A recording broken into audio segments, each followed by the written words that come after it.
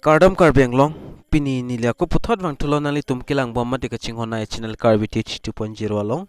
la pen na prang sika do kavela nili video kilang ara duan pansta me nili hin pen Kardom pajriglo Kardom la penon kilang bom nali tum la Karbi TH 2.0 channel long jong se aki milang polte subscribe ikta la pen adung head bell arzan da dui dakka bear pen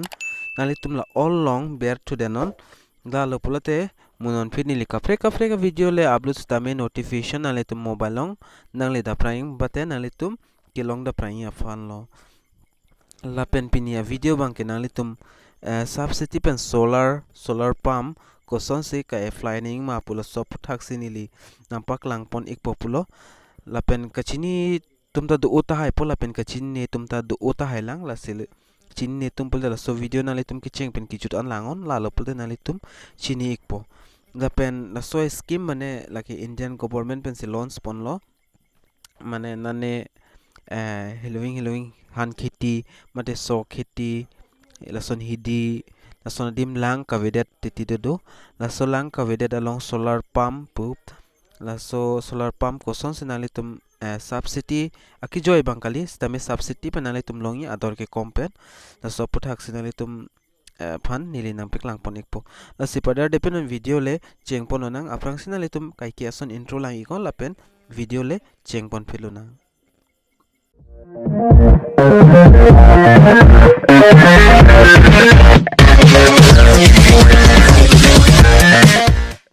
la penali tum la so video description along link 1 puloin la so link 1 pulon ali tum click ra bate bear non la pen bear dat penali tum chrome browser la penajar browser pen sta chingpu po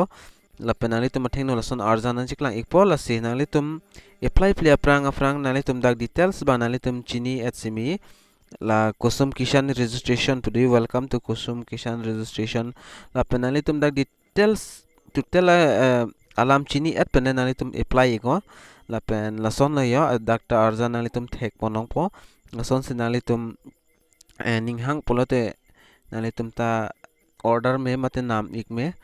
se apply dun me la penali tum da details la penal stand la hai hui dak total dak nali tum thek ponong po dak la son thek ponong ya la son la pen lai hui nali tum chini thai sikimi la pen la son ya dak nali tum thek longi la arjan nongta la arjan hai hui long nali tum dak thek pon long thai po details hai hui nali tum dak pen pore pon egon la la polte nali tum chini ikpo nasinili dak jong se pore la polte ahormu bangke video bang ding oret pola se nali tum damra nali tum lang pame pen le fly egon la pen kai fly ning bang ko son lo polte nali tum la athak thek pon loi aprang si dak nang litum dak amen la pen dak email do polte email la pen dak nali tum phone number la pen nali tum dak state ba nali tum dak pen select ponang po la state lo la state la son select on ko so state pen si belong ma assam polte assam la pen dak pam puthek lo nali tum ha pump la so dim ta nali tum select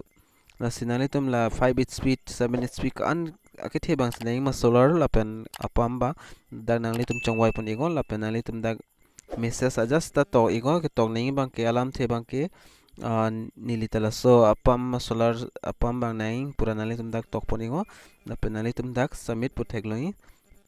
la dak submit igo submit igdet penali tum la pen nali tum la dak submit det penali tum along pop off ang pon mane ni thom penali tum thanang contact ikpo la penang contact te pulte akko nang litum kedam thunang bangke link to pudi nang litum longi la sodim ber thunot dak ber dat pen nili nang piklang ikpo aprang process bang la pen la link to long ber dat afi dak nang litum thek pon longi la son arjan thek pon long pon nang litum la pen nang litum la desktop site bang dak pen ber ik denon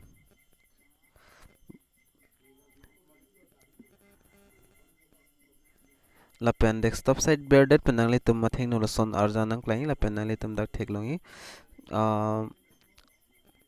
registration la pen login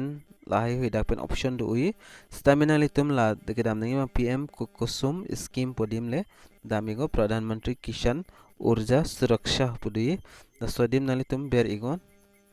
berdet pen asap sing hong ik cheno dak chingpu po mate chi open po dak chingpu det pen nalitum aprang process bang nile nang than pon ik thu pon nalitum ha la pen dak chingpu elo la pen nalitum thek ponong po dak kusum application option pudi dak nalitum len la len leses pudi la pen EIO expansion of interest pudi download application pudi la sinalitum jong se offline jong se apply pula nalitum la dak pen application bang download no la pen nalitum fill up mo la pen tibok het nani la son scheme la PM kusum scheme son office to pula dak dam ik pen nalitum apply dam ik milo la pen online si jong se nalitum apply pula te dak len leses pulang ber no dak berdet pen nalitum athing no forms tame chingpu ik po nalitum dak thek ponong po asinalitum kicheng pen kijot an lang iko video la lo pul nalitum chini ikpo la pen la search na lang jong si akimi lang pul nalitum kang hondo pulote subscribe iktha la pen video ta lang misen pulte nalitum share pon iktha daga subso dag loading ponon la pen dag loading det pen nalitum la form a dag thek ponoi la pen la aki et mate yellow color pen bang nalitum dag thek pon long rim ta thek la se la dak nalitum la ketok aki pen tok ban nalitum dak thek ponlai all star marked fields are mandatory to be filled la star ke do an ban nalitum dak pen fill up pon ik thainang po asinalitum dak thek loi la pen dak aki pen an bang thek long le la se dak nalitum pani li jum nang wong pon ik pi po la pen aprang sinalitum dak pen fill up ni bang ke dak nalitum kenang vegi la so minute amen mate long le amun ahem phu amen la pen example bang nalitum dak name of the legal here of the land in case of business original owner la pen dak ta nalitum nominee shab bidon me mate tok fill up den igme la pen that nalitum dak type of land nalitum dak ber igon la pen nalitum jong sikhiti city ka chokle malong le pele cultival land pulong le ber igon dak la pen the eastern side la phone number ma name of owner of for boundary lands mane nihang nichi lason north east arvier akuma malong li sikapuri ma la somen nalitum dak fill up pontai nang po depend details of contact the contact bang nalitum contact bang ke dak name of authorities person with power of authority la pen authorized dak power la somen bang dak tok pon ignang po la pen nali mithang to men akuma ma men se play la pen dak choice file la please upload power of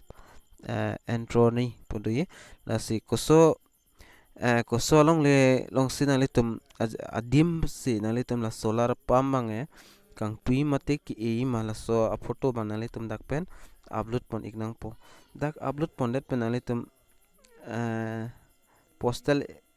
address la nali tum rong amen la pen dak postal address rong amen lai hui la pen email sorry mobile number la pen email id double te email id la pen whatsapp number da double te nali tum whatsapp number chipi den me ave pulte nang ne la pen la pin code banali tum dak pen pi ignang po la pen la hui pithai finali tum la details of land la so land long le details banali tum dak pen fill up on ignang po total area ka an biga siduma la dak tok ignang po la pen area of proposed lancing PM kusum la ki area dim mate la so solar nali tum kisom yadim ka na dang si ke thema la sot la tanali tum dak pen fill up ponang po la pen dak revenue circle banali tum dak pen fill up ponang po la pen panchayat ta VDC tanali tum koso dim se puri mala ta men tok ik ponang po la pen dak pen district bang tanali tum select ponang po la district lo la pen dak block tanali tum dak pen select pon ignang po la pen la village bang ta select pon ignang po mate tok pon ignang ponali tum lai hui fill up thai pen a finali tum concert APDCLC office nalitum la electrician office koso office ma dak chongwai pon ignang po la pen connection concert 33 11 la sinalitum dak sub station nang kan an sidoma 33 ma mate 11 kb ma nalitum dak pen fill up pon ignang po la fill up thai finalitum aber dak date bang nalitum dak tok pon igon la pen nalitum amen the full name la pen dak place nalitum dak pen tok pon ignang po la pen tok thai finalitum la thek loi la submit application pudi la sodim ber ingo berdet penali tum reference id mate ingsi form ba nali tum mathing no chiklang pola chiklang det nali tum print out mate screenshot and that's ki mepo la penda nali tum han ni thom mate sab hapta ingsi penali tum hana contact ik pola penali tum chingki dunang po la hello a process ba asila so video nali tum lang mission pola te